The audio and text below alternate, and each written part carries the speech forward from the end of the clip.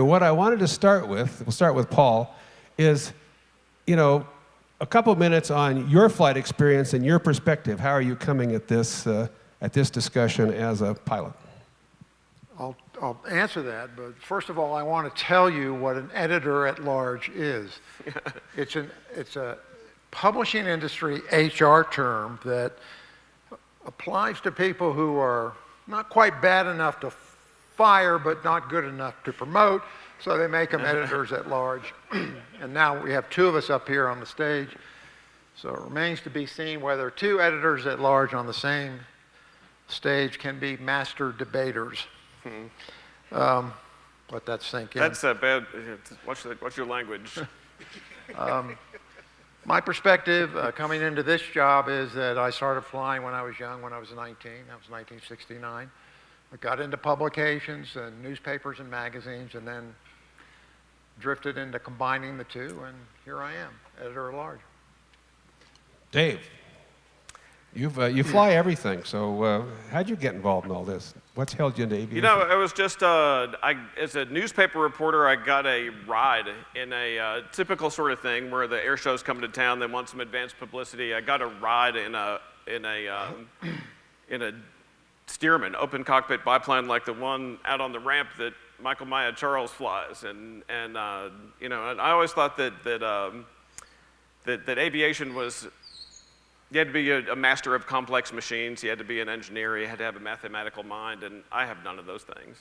But I went flying in the Stearman, and we did loops and rolls and spins, and you didn't have to talk on the radio, and I just thought, why didn't somebody show me this a long time ago? This I can do. So I've been drawn to the impractical side of aviation ever since. And first through aerobatics, and then got involved in the local aerobatic club, and they needed somebody to teach aerobatics. So I thought, okay, great, I'll get a CFI and teach aerobatics. So I did that and discovered that that instrument flying was really kind of fun. It was, you get the same satisfaction out of a good instrument approach as you do from a well-flown aerobatic maneuver. So it's all just been downhill from there. So Dave, let's stick with you. Let's go to our first topic area. You never get a debate faster in this field, as far as I can tell, than asking the question, what kind of plane should you be training in? High wing, low wing? And in your case, especially, nose wheel, tail wheel. So let's throw the first question out there. What's your preferred aircraft for training? Dave, we'll start with you. In my mind, the perfect training aircraft should be easy to fly, but hard to fly well. And it's in my experience, airplanes like a Citabria, fit that description. They're robust, they're tough, they stand up to some abuse. In the technological world, the SR-20. But they built this talk as the Rumble in the Rockies, so I want to fire the first shot and insult Paul first, if you don't mind. Is that all right with you? Okay. How many Southerners in the audience today? I know that David Toulis is from Georgia. Michael Maya Charles is an honorary Southerner because he spent so many years in Memphis at FedEx. Any Southerners out there? I spent a bunch of time in the South. Bunch of Texans and Redbirds, we can consider them Southerners. I think they certainly consider themselves that way. And in the South, there's a phrase that always comes before the insult, and it's, bless his heart. And it's like, Paul, bless your heart. It's like you can find the dark cloud in any silver lining. You can make Eeyore seem like an optimist. You not hardly can find the fly in the ointment. You want to be that fly. So, Paul's got a first-rate mind. I mean, he's a super sharp guy. He's an excellent writer. I love reading his stuff. But he reaches the most bizarre conclusions. For example, Paul has jumped out. He jumps out of airplanes. I mean, he's done it thousands of times. Obviously, a really slow learner. It's like, I'm an aerobatic pilot. It's like, I'm no stranger to risk, but Paul drives a motorcycle in Florida, the land of the living dead. People,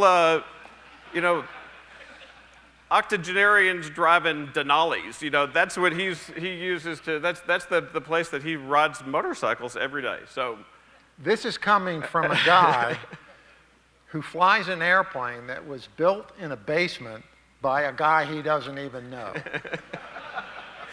And but it's like I'm still flying the definitely- airplane. It's like you jump out of it, but it's like there's only 3 things meant to fall from the sky, and it's rain, bird shit, and fools. And He's for been this- waiting all month to say that. He's really triggered by the skydiving thing. You know, in skydiving, we have a saying, it takes 2 days to train a skydiver. First day, we separate the men from the boys, and the second day, the men jump. You should stay with the little boys, because I know you're triggered by jumping out of airplanes. Optimism versus pessimism. I think we all know that a pessimist is a person who sees a tunnel. An optimist is a person who sees a light at the end of the tunnel. And a realist, which is what I am, sees the train. And of course, the engineer sees 3 people on the tracks. And I'm proud to be one of those people on the tracks. And my whole attitude towards all of these questions, which we'll eventually get to, I suppose, is realism. I like to look at numbers. I like to think about things logically. And I don't like to blow smoke up people's butt. It's just disappointing. So I kind of take a cynical view of things sometimes, and someone has to do that because it wouldn't be Dave. So you've now proven that you guys are more difficult than 10 Democrats on a stage. But Paul, I want to go to you. I want to go to Paul. Cut Hirschman off the coffee, if you will, and ask about training aircraft. Your preferred training aircraft. Preferred training aircraft, first of all, it's got to have a stick. I hate yokes. Center sticks, to me, are the most natural way to fly. Don't like side sticks or yokes. It has to be kind of a 2-part question, because Dave and I probably agree, if a pilot's going to learn to fly what I call grassroots, he's not going to go to the airlines, he's not going to buy, God forbid, a Cirrus. He just wants to fly. Then a tail dragger is great. A Cub or a Super Cub or a number of light sport airplanes, which are just great little training airplanes. My top all-around best choice is a DA-40. It has all those requirements.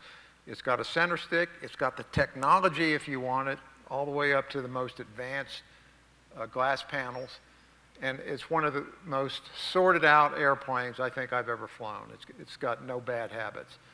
Unfortunately, because market conditions being what they are, it doesn't have a big presence in the training market, but it should. It's an excellent airplane. Okay. once Dave. again, a ridiculous conclusion based on some pretty sound logic. Okay. And skeptical is Sound okay. logic, ridiculous conclusion. Skeptical is Paul talks about being cynical. Cynical is to be avoided. Skeptical is okay. Skeptical we want. Cynical, that's over the edge. I got to be cynical because back when Dave still had hair, I learned bitterly that cynicism is the smoke that curls up from burned dreams. So the sooner you accept that and understand it, the better off you'll be. Like I said, Eeyore's an optimist, right? Let's go inside the aircraft for a minute, you guys. Let's talk about, so regardless of what your preference is with respect to training, let's go back to Paul. What kind of technology should be there? I mean, students are going to hopefully matriculate into pilots where they're going to see this incredible new array of avionics that's available to them. How should they be training? What should be in that cockpit? Well, Dave had the bizarre idea that if the cockpit has technology in it, any kind of glass cockpit, any kind of autopilot, envelope protection, whatever it is, you shouldn't expose the pilot to that until he solos. Well, that's a little bit ridiculous because as instructors, we all know about the law of primacy, and my view is that you incorporate that stuff right from the beginning. And Roger Sharp, where's Roger? Roger gave an excellent talk last night on the integration of technology right from the beginning in pilot training.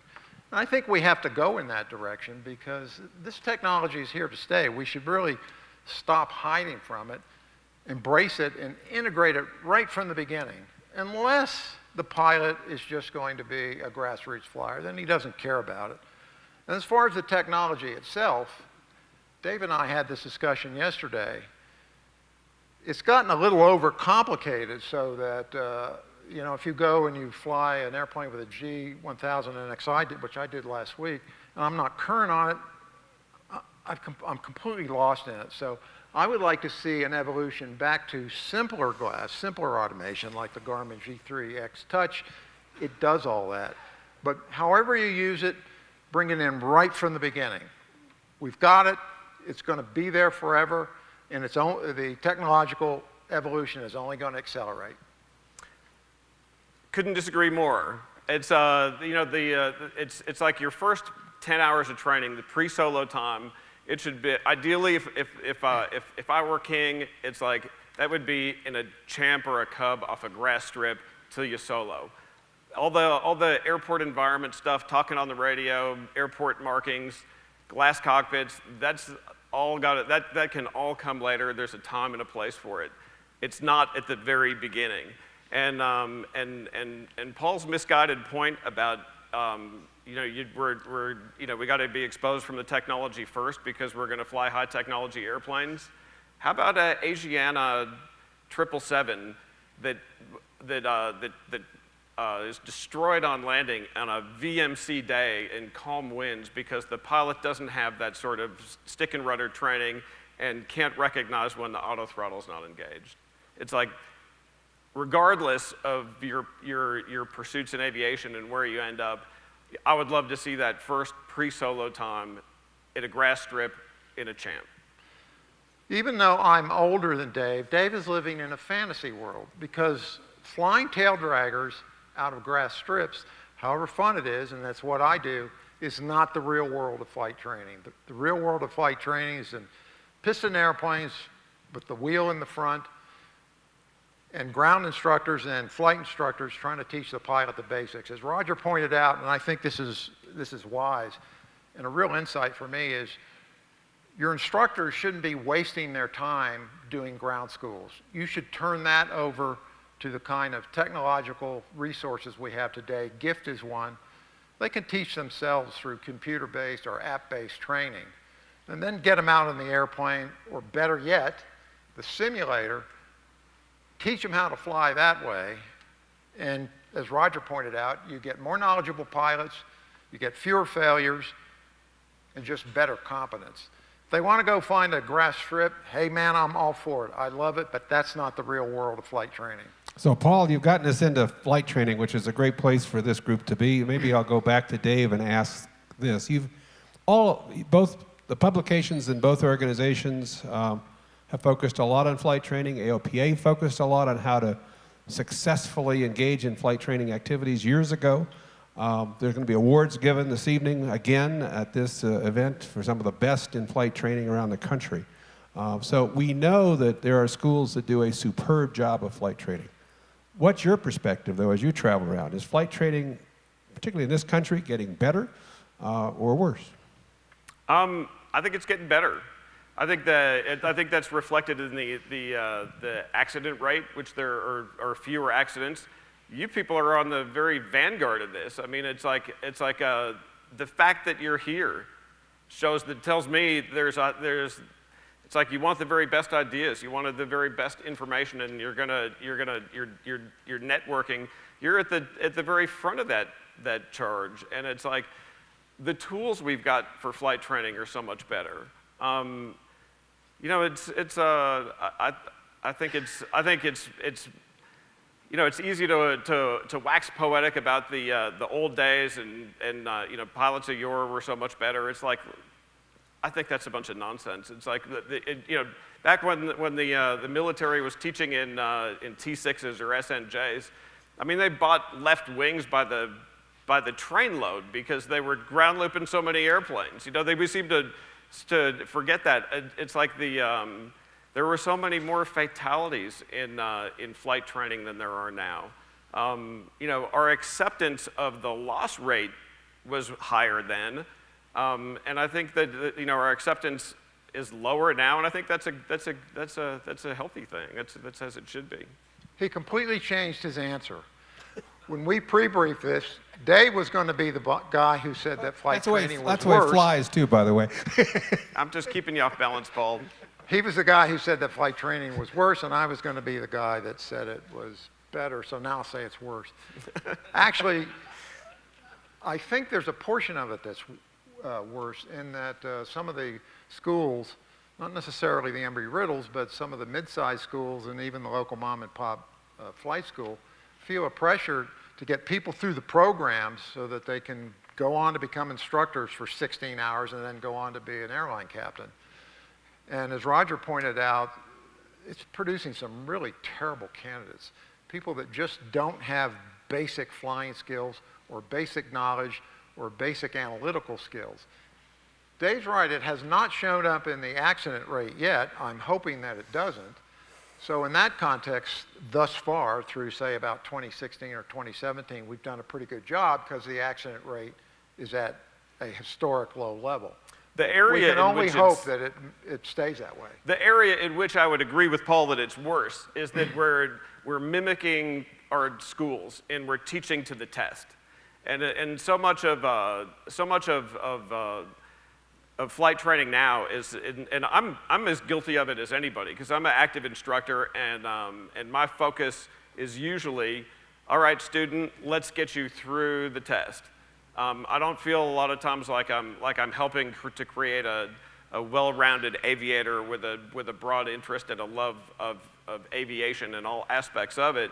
You know, I feel like a lot of times, you know, I'm shortchanging the student by teaching to the test, and that is totally widespread. And I think it's symptomatic of a lot of things, but it's like, you know, we've got goal-oriented students, especially now. You know, the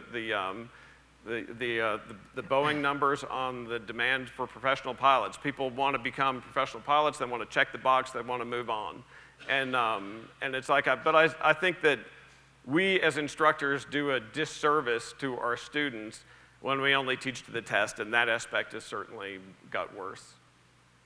How do you feel about certain types of aircraft in terms of the training that's involved? Cirrus has made a big commitment to training actually facing some accidents. Icon has made a big really push on training, obviously having faced accidents. Are these responses reasonable, or do we need more type-specific kinds of training in the community? I think there's several ways to look at it. If you look at the larger ecosystem, and I'll highlight Cirrus here, Cirrus did something that is really fairly astonishing that hasn't gotten the attention it deserves, and that's the Embark program. So that Cirrus had a really seriously bad accident rate when it first appeared. It took them to 2012 to understand it and to tailor and modify their training to improve that, and they have. So now they have a fatal rate that's half what the general aviation fatal rate is.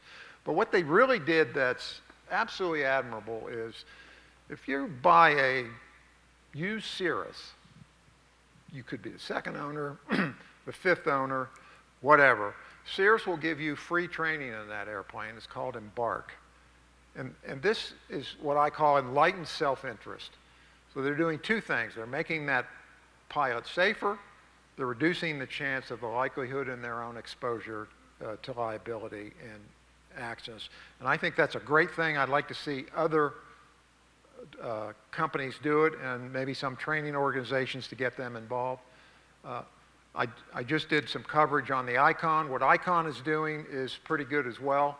They have a much taller barrier to overcome because they're trying to teach pilots to do one of the most hazardous things, which is to fly low, avoid obstacles, and land on the water. So we are making progress here, but I think there's a ways to go. And most of that is for people in this audience to figure out. And I think, as I said before, embracing the technology, you don't have a choice. It's there. You're going to have to do it and figure out a way that integrates it in the most responsible and productive way. How many people in this group teach in Cirrus aircraft? How many people teach in parachute-equipped aircraft? Okay, really interesting. Yeah, I would echo Paul's comments on the Embark program. I think it's inspired. I think it's brilliant. But it's like what they're doing is they're doing what the industry's has learned a long time ago, and it's type-specific training. And it's like the more type-specific training we get, the better off we'll all be. So let me go to simulators for a minute. Paul made some generous comments about Redbird, and that's certainly appreciated. But as you've moved around and you've looked at training, and you've thought about the use of simulators, especially in the early phases of flight training, what do you see working or not working? I'll come back to you, Paul. Well, I don't have a really intimate view of it now because I'm not using a simulator. The last simulator I used, which were great, was a 1960s Lynx simulator, that had the little hood and it spun around in the office of the flight school. And that's when I really discovered how effective simulator training is, because we're just doing approaches and VORs and ILSs and that sort of thing. But for the places I do visit, I think the adherence to any kind of simulator doctrine or any kind of technology-infused doctrine is uneven. And as Roger pointed out, instructors don't like doing it because they're not flying. They want to fly for two reasons. They want to fly and they want to build the hours so they can move on to a higher paying job. Understandable. It's how the industry is just completely bass-ackwards in the way we're structured. And it produces the kind of results we're seeing, which is candidates that are substandard, that are just pushed through.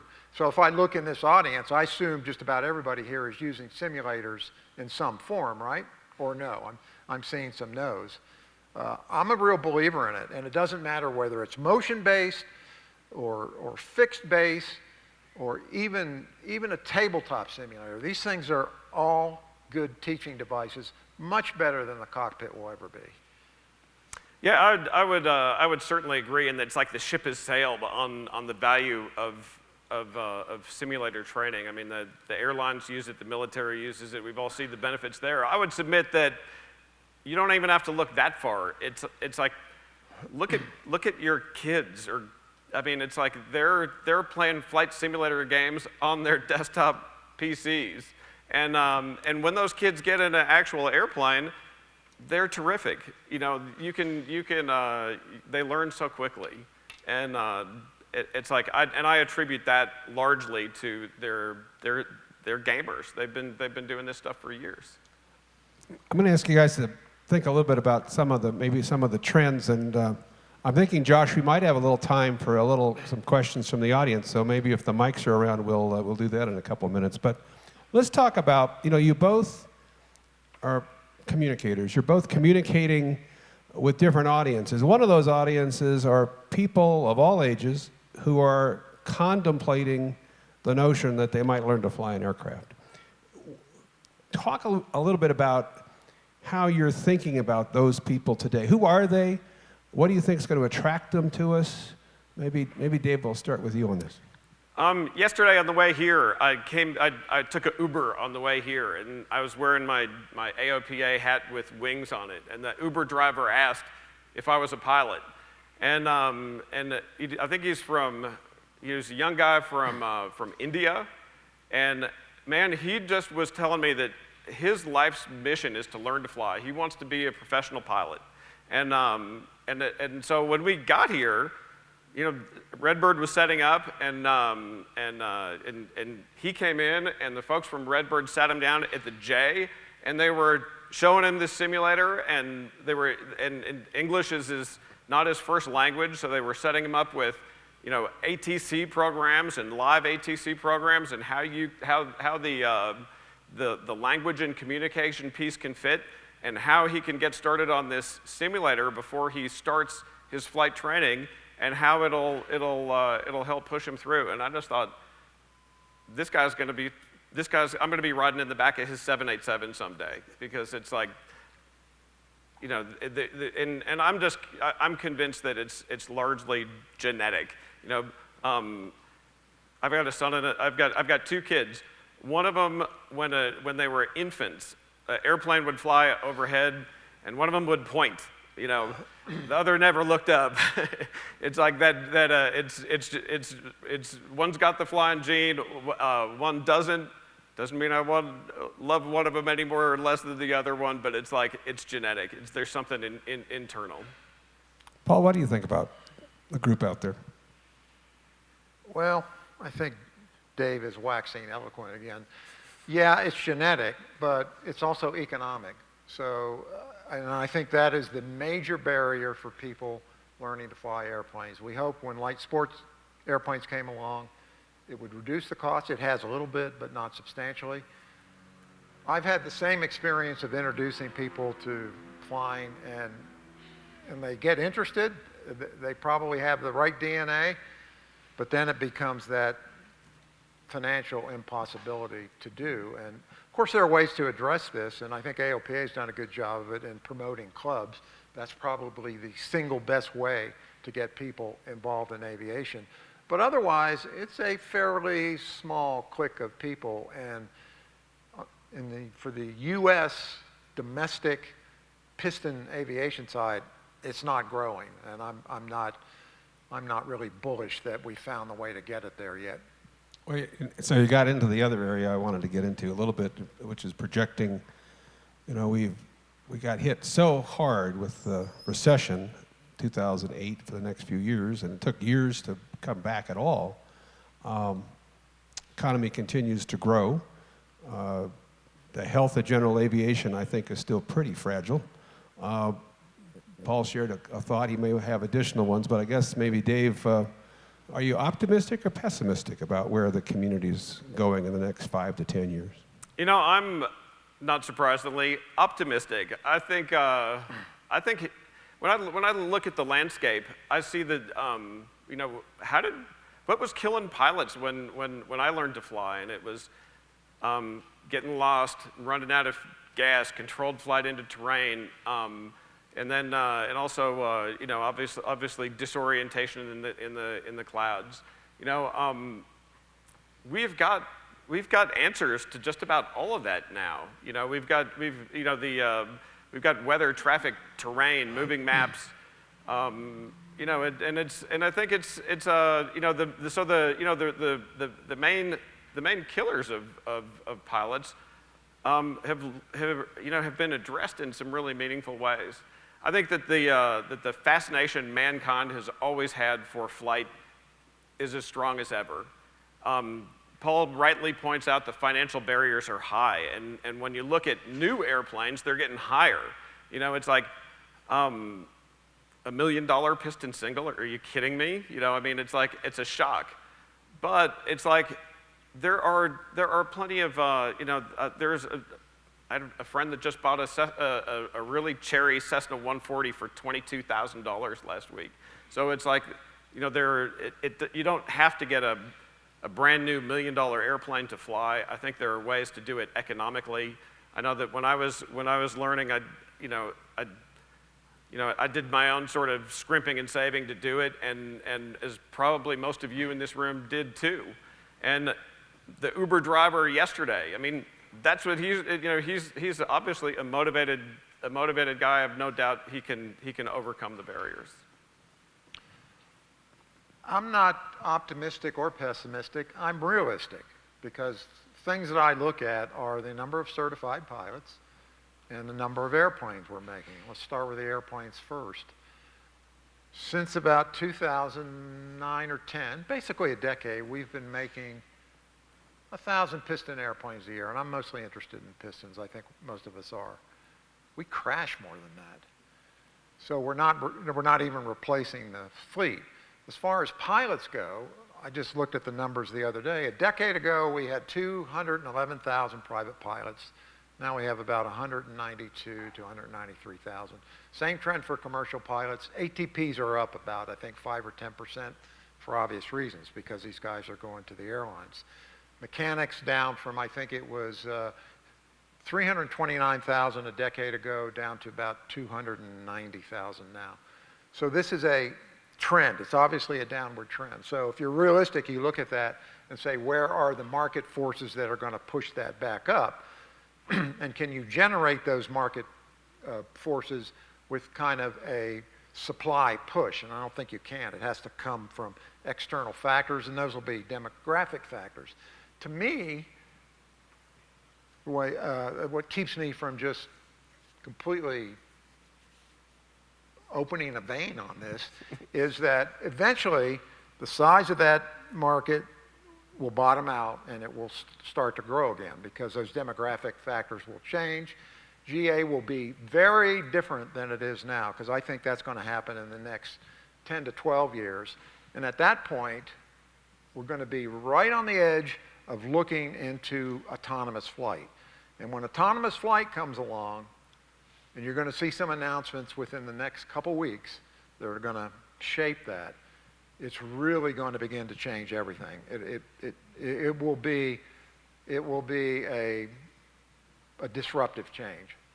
So I'm realistic about it, not overly pessimistic. Paul's myopic misinterpretation of the numbers, once again, misses the big picture. He overlooks that there are over 1,000 experimentals being added to the rolls annually, and the underutilization of the airplane fleet that we've got out there. You know, most airplanes, even a lot of the trainers out there, are wildly underutilized. We can get a lot more throughput, even if the existing fleet doesn't grow any more than it's growing now. I got two more, then we're going to take some from the audience. We've all talked about the 1,500-hour rule. Does it help? Does it hurt? Government overreaction? Appropriate action? Paul? I thought it was pointless. The motivation behind it was political. We were talking about this morning. If I were an airline captain or flying anything, I don't care how many hours the guy has. I would want to, if he only had 600 hours, but most of it was flying checks at night over the Rockies in a clapped out 310, that's the guy I want. I don't want a flight instructor who's got 1,200 hours of instructional experience but not a lot of weather experience and has always flown nice airplanes. And I don't know how you get those. It's very difficult to get them because the demand for pilots is so high. So 1,500-hour rule is just a waste of time. This is one of those rare occurrences where Paul and I agree. 1,500, it's like you could have the same hour 1,500 times, meaningless number. You know, there are plenty of Navy pilots out there, you know, landing a Super Hornet on an aircraft carrier, ready to do anything they're asked to do with about 500 hours of training time. It's all about the quality of the pilot and the quality of the training, and the number is meaningless. I would just extrapolate from that to talk about the quality of the instructors, because I would submit that the quality of the instructors, you know, you can have an inexperienced instructor and an experienced instructor, and it's like how long they've been instructing doesn't necessarily equate to quality or value of the instruction. I've seen plenty of young, new instructors who were fantastic, and I've seen lots of veteran ones that weren't. So, you know, I think the 1,500-hour rule is silly. I think that that you know, instructors should be judged individually, and how long they've been doing it doesn't necessarily equate to how good they are at it. So, final question from me anyway, before I give them a crack at you. If you were to be speaking to a distinguished group of some of the best in the flight training community, which by the way you are, what one wish or suggestion would you make to them to improve the next 5 years in flight training? Yeah, I think I've already made it with the embrace of the technology. I can't overemphasize that because we're in the midst of a significant sea change. Everyone in this room is feeling it. You can see it. But in aviation, we are so hidebound sometimes. And I'll give you an example of it. When I was learning to fly, I learned to fly in a military club at Fort Bragg. I got cleared to solo, and I was soloing. I hadn't been trained to use the VOR. It was in the panel. I had not been trained to use it because I hadn't gone on any cross countries. I got lost. So I've got this device in here that I don't know how to use. It would have brought me right back to the home field because there was a VOR in the field. And I see that kind of hideboundedness still in aviation. It just goes with the territory. We just got to lose it and just look forward, not back. Yeah, it's a thought-provoking question. What I would hope for is that we could not teach to the test, that we could develop more well-rounded, inquisitive, thoughtful aviators. You know, I mean, it's like it's almost like a practice. I mean, aviation is lifelong learning. Nobody could possibly master all of it, but it's the pursuit of it that's the reward. And you know, I would just, if I could wave a wand, I would just love to see us as a community produce people who had broad aviation interests, wanted to soak in the knowledge and the history and, you know, just the tremendous achievements that have been achieved already, and project that forward. Great answers. I want to start this by picking on a good friend of mine, John McKenna. John, as probably all of you know, launched some years ago something called the Recreational Aviation Foundation. RAF and AOPA became closely aligned because what we recognized at RAF was a very large group, now national, who has just a passion for flying the backcountry and a passion for keeping these great strips open around the country. So I saw John sitting here and I thought, well, I wonder how this is resonating with him. They're concerned about safety, they're concerned about flight training, they get pilots into some of the most complicated, complex strips in the planet. What do you think about what you've heard? Or do you have a question for these guys? Well, this is I don't ever like to pick sides here, but what we tell people is enjoy the passion of aviation, and most of the passion of aviation is out the window. And the people here at Redbird do a great job of providing a simulator. So if you want to look at glass and look at a simulator, buy a Redbird. It's a lot cheaper than an airplane. So I probably fall to the camp of Dave Hirschman, Paul, because I'm more interested in looking out the window than I am at looking at a glass panel as I fly around this great country. And it's served me well for since I was 14 years old, and I'm 66 now. So after 7,000 hours, I'd rather look out the window than look at the panel. We're up to I'm about 10,000. Thank you. Okay, question back here. Hi, my name is Pablo Ferreira with Richmond Executive Aviation. I started teaching about 11 years ago, right in 2008, right before the financial crisis. When that happened, aviation decided that it wasn't in the cards for me right then and there. I got involved in a major airline safety department for about 8 years, and finally left once the economies to become a pilot were more aligned with my wife and 4 kids. We decided to go ahead and pursue it. But first I had to go flight instructor. I felt I had to go flight instructor to build up the hours to get to a major airline.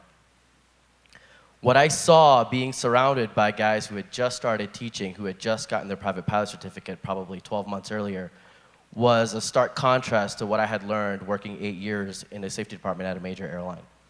And so, since I'm a little bit nervous, I'm new to this, first Redbird conference, I actually wrote down my question, and I wanted to pose it and see if you guys could take a crack at it.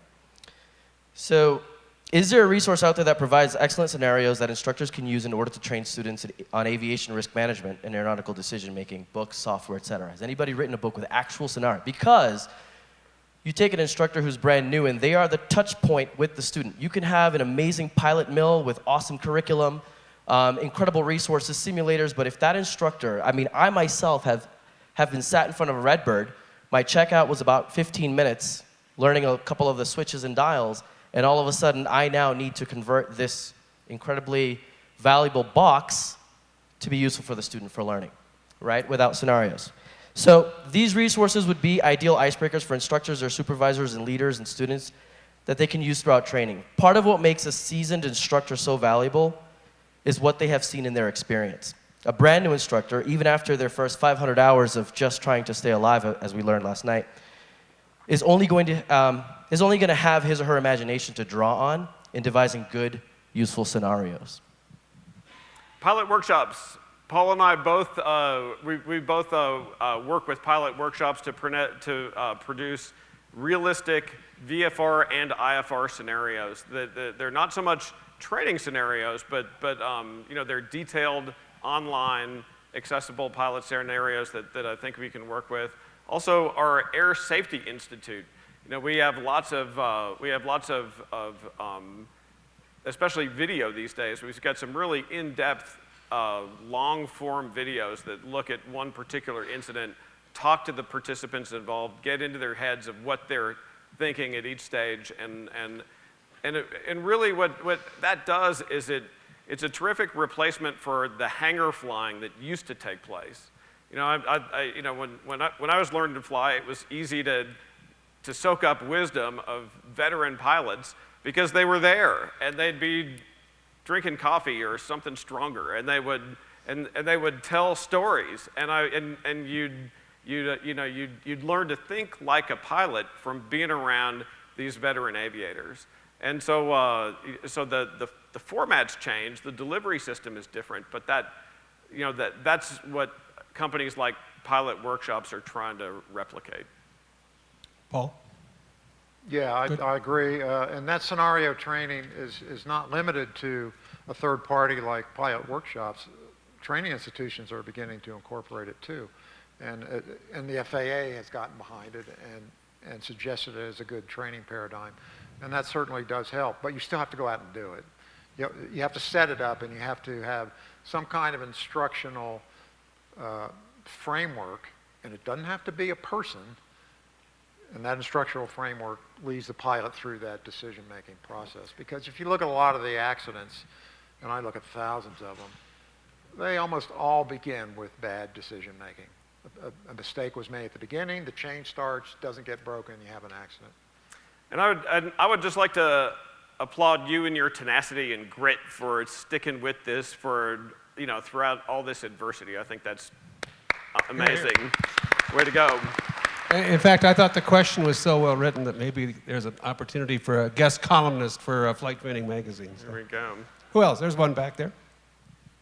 Yeah, hello. My name's Trevor Evans. I represent Redbird's products in Southeast Asia. And I was just going to get your take on a couple of things. You know, in Europe, they have this MPL license now where they put people through a training course to make them airline pilots by actually having them go through series of, I think they only do about 70 hours in an actual airplane. Everything else is done in simulators. And they come out and they're basically a first officer or whatever for the airline. Now in Asia, the whole place is mixed up because they followed JAA, which was the Joint Aviation Authority. That's how they kind of did all their licensing. And when EASA took over, they basically excluded anybody from that wasn't a European Union member from joining JAA. So what you have is a mishmash of them adopting all sorts of different standards. So what you get in Asia right now is you get this situation where some of the places are allowing people to just simply do a commercial pilot license with no multi-engine rating at all. They actually do it in a 172. They consider a 172 a complex airplane. And then they go straight into doing a type rating with about 300 hours in a Airbus, mostly it's Airbuses there. And they go straight into an A320 type rating, and they come out as a first officer with about 300 hours, and they get issued a multi-engine rating when they come out of that. Now, one of the problems with that is that, just from my experience, one of the airlines there in Southeast Asia, when they bought a number of aircraft, they were given free type ratings. So they sent their airline cadets off to Toulouse to do training. And what happened is the whole batch was sent back because they were so far behind the airplane. And so what those schools have started doing is buying, or what these academies are doing, are buying Redbirds, particularly their jet sims like the Citation Mustang and things. And so what they're doing is putting them through a whole jet FAM course in that, and then they've been passing the type ratings.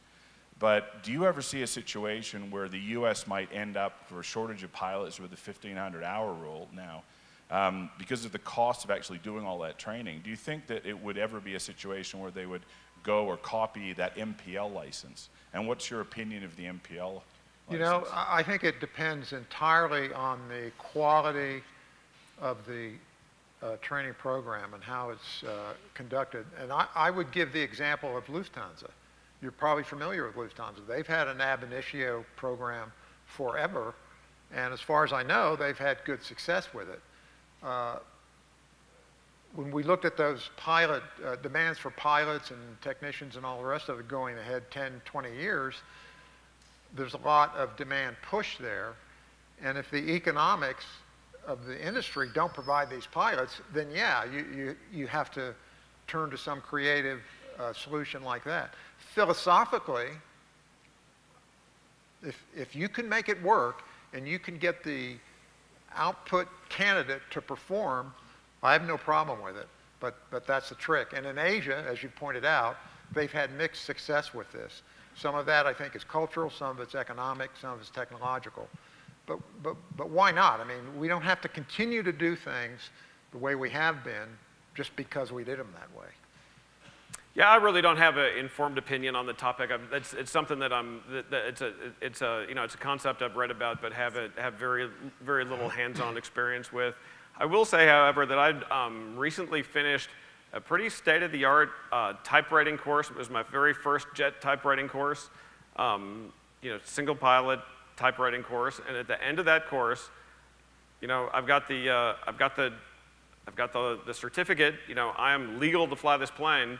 I am in no way ready to fly this plane by myself. I get out to the actual airplane and can't figure out how to open the door. The training itself was fine. It was made to pass the check ride. I held up my end. I passed the check ride. In no way am I. How many airline safe or pilots in competent. here? Have any of you ever done a type rating in the airplane? No. And that ended, what, 25 years ago? Yeah, different. The last time I different remember deal. seeing it, apples and oranges. I It's used to fly charters down to Atlantic City, and TWA was still in business of training out there. They used to do touch and goes in 737s, but those days are long gone. One more? Okay, guys, you get the final word. Want to wrap up? I just want to say a heartfelt thank you. I come from a family of educators, and to me, there's nothing more noble than the work that you do to train the next generation of pilots, and I just want to say thanks. Yeah, the fact that you're here says a lot about your character and interest and dedication to the industry, and you probably form the top 1% of that group of instructors and training institutions that are the best. Now, what you have to figure out is how to percolate it down through the rest of the industry. Join me in thanking Paul and Dave for a great presentation. The best of the best. Thank you, guys.